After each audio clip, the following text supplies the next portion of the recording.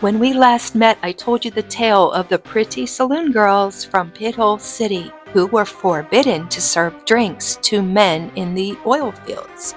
A local man had introduced a bill to fine each woman $500 for each offense of serving drinks to the Teamsters, the Wildcatters, or any man in the region. Now, the old boys of my hometown didn't seem to be too concerned with that law, and they gladly paid the fines for the girls, reportedly throwing cash on the stage at the end of each night.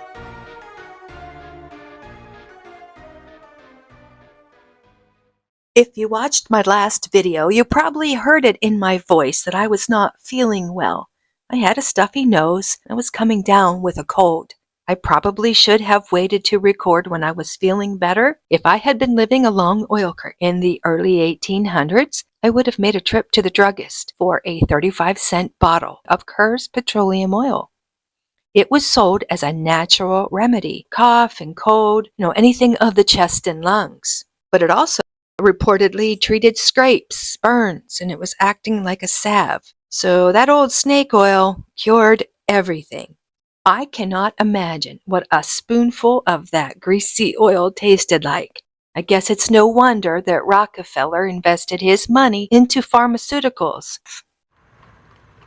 Prior to Colonel Drake arriving in Titusville to drill for oil, he made a few stops to visit Sam Kerr at his salt wells in Tarentum and on to his refinery in Pittsburgh. While Colonel Drake is given credit for drilling the very first commercial oil well, I think it's important Kerr should be given credit for recognizing the commercial use of it and its value. We have to remember that the greasy oil would collect on the water's surface. We all know oil and water do not mix. So it was skimmed off the top, and it was used as medicine by the Seneca tribe, was living on Chief Corn Planter's land in northwest Pennsylvania.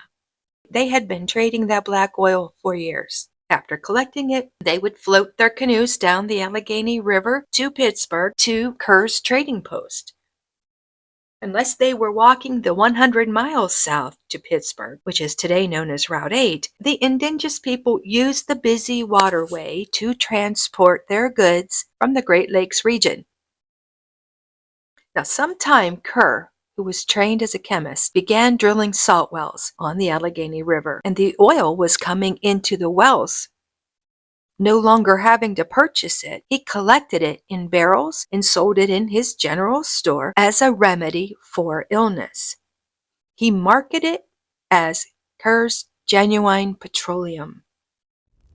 One night, a barrel of the oil caught fire, and as he watched it burn and it lit up the night sky, he got the idea for lamplight.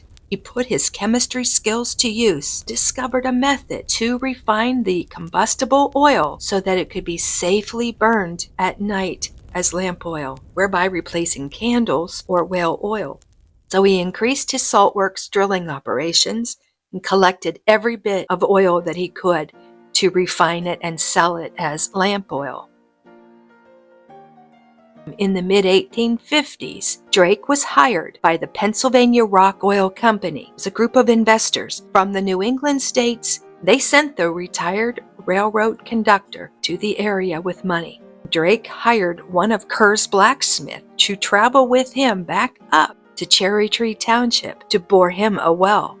Smith did that on August 27, 1859 at 69.5 feet. According to the Petroleum Center Daily Record, printed on February 13, 1869, Sam Kerr bought the very first oil that came from that well, and he refined it at his refinery in Pittsburgh and sold it as lamp oil.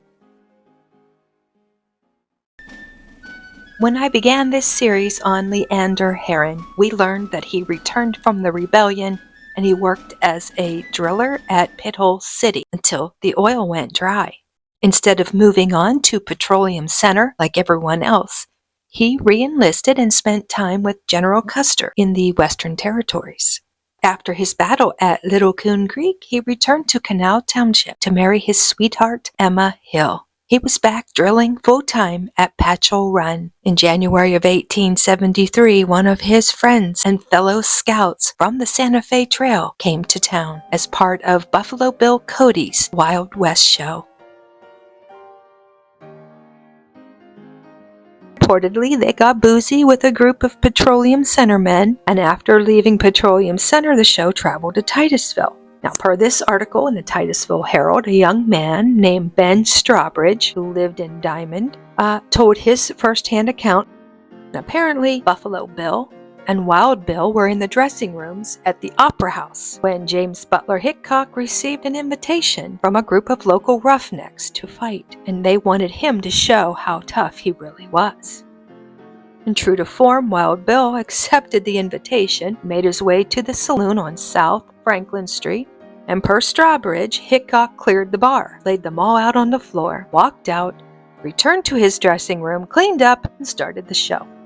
Per the Titusville Herald on January 25th, the show was a dramatic story of the life on the Western Plains and in the mountains of the West.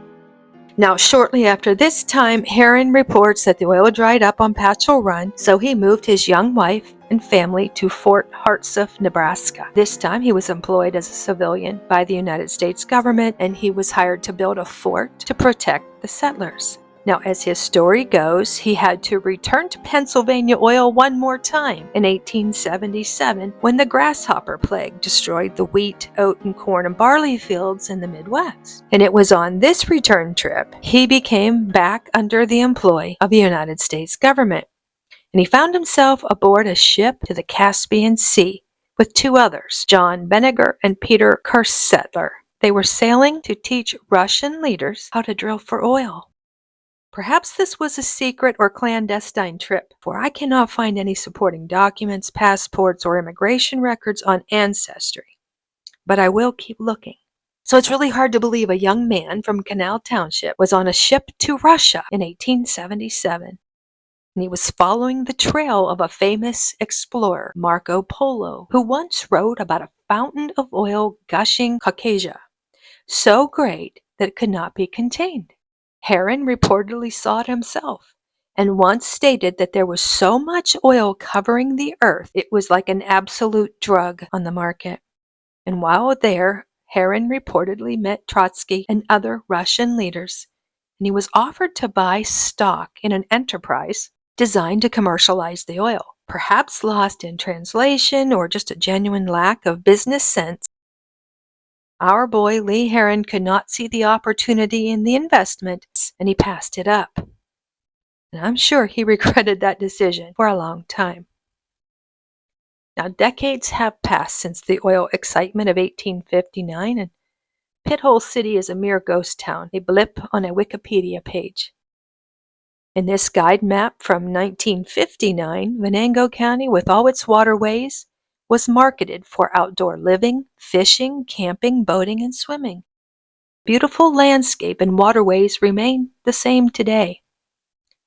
So if you're in the area and you have an outdoor spirit, enjoy history, why not stop by